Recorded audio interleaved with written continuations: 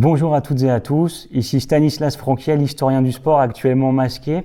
Je vais vous parler d'une question qui peut vous intéresser, qui est un résumé en même temps du TD numéro 1 en première année de STAPS, comment et pourquoi écrire un projet de recherche. Alors, après avoir vu ensemble, donc je fais un petit résumé de ce qu'on a vu en TD, mais c'est toujours bon de le réécouter. On a tout d'abord commencé par évoquer le programme, le dossier, l'évaluation du dossier, les modalités d'évaluation à la fois sur le fond et sur la forme, le choix du thème avec 3 thèmes de prédilection. Concrètement, on a démarré le cours en évoquant la grande différence, la différence majeure entre ce que j'appelle le cadre théorique, c'est-à-dire les références théoriques, l'ensemble des ouvrages scientifiques importants de références écrits par des historiens, des sociologues, des experts, des universitaires, l'ensemble des ouvrages et des articles scientifiques. On a donc distingué le cadre théorique et les sources qui peuvent avoir différentes formes, orales, écrites, non écrites, c'est-à-dire matérielles, et enfin audiovisuelles. Ensuite, on a vu l'importance dans un dossier d'histoire du sport d'avoir une trame chronologique, de faire une périodisation et de montrer la différence qu'il peut y avoir entre chaque partie, entre chaque période, grand 1, grand 2, grand 3. Il faut qu'il y ait une suite logique après une introduction et avant une conclusion qui finira par des perspectives de recherche. Alors, pourquoi écrire un projet de recherche? J'ai coutume de dire que votre projet doit avoir une portée sociale importante, qu'il doit être intéressant, qu'il doit parler de la société, puisqu'on sait que le sport, nous donne des indices sur des évolutions historiques beaucoup plus complètes, beaucoup plus complexes. Comment? Alors moi, ce que je vous conseille, c'est déjà de trouver un titre accrocheur, court.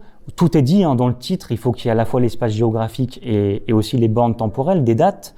Il faut justifier donc les concepts utilisés en utilisant des auteurs, en citant des auteurs.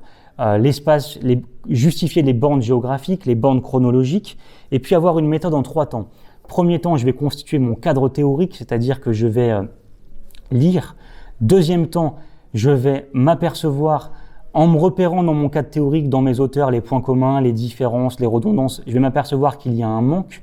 Et troisième temps, dans mon dossier, je vais essayer de combler ce manque, c'est-à-dire répondre à un manque scientifique très clair, créer de nouvelles connaissances grâce à de nouvelles sources dont nous avons dit qu'elles pouvaient être de plusieurs ordres.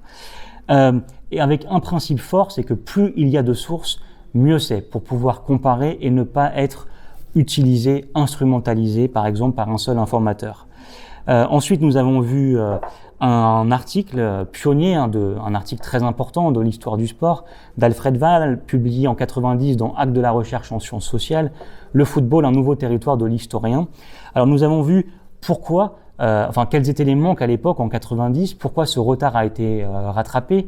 On peut citer l'importance d'une communauté scientifique beaucoup plus présente aujourd'hui, de publications plus nombreuses aussi en histoire du sport, et puis d'enseignement en STAPS, on est une centaine aujourd'hui d'historiens du sport et de doctorants spécialisés en histoire du sport. On a dit aussi l'importance de ne pas faire un travail journalistique beaucoup plus basé sur l'émotion, l'événement, mais on est vraiment dans une logique compréhensive, un souci d'impartialité, de vérité. On a cité les noms des grands historiens du sport. Alors évidemment, Alfred Wahl nous parlait de Tony Mason, de Richard Holt, de Pierre Lanfranchi que vous pouvez retrouver sur la chaîne Temps de Sport, par exemple en cliquant sur le lien qui vient de s'afficher ou encore en regardant sur un autre lien ma soutenance de thèse, le lien qui va arriver plus tard, où Pierre Lanfranchi était le président du jury de ma soutenance de thèse. On peut citer aussi l'historien, celui qui m'a formé, Nicolas Bancel, avec qui j'ai fait un direct live pendant le confinement, spécial histoire du sport. Et vous pouvez aller retrouver un petit peu ce qu'est la logique de l'historien dans ce qu'il nous raconte, dans ses échanges et aussi dans les questions avec les étudiants. La rupture vient clairement de 1998, le retard a été clairement rattrapé, 98, victoire de la France en Coupe du Monde à domicile. Ça marque quand même une rupture. Les élites enfin s'emparent de ce sujet passionnant qu'est le football.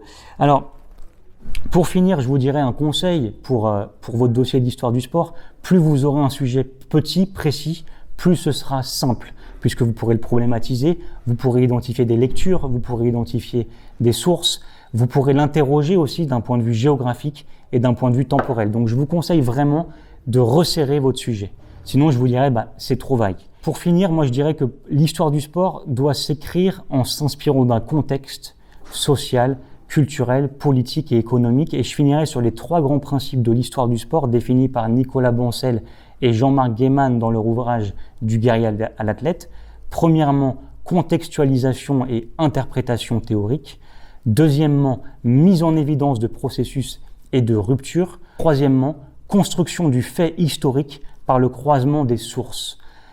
Pour finir, je vais vous souhaiter bon courage. Vous pouvez venir me voir lors des permanences et continuer bien sûr à soutenir cette chaîne pionnière Temps de Sport, cette chaîne d'histoire du sport. Je vous remercie et à bientôt. Partagez, commentez, abonnez-vous car enseigner, c'est répéter.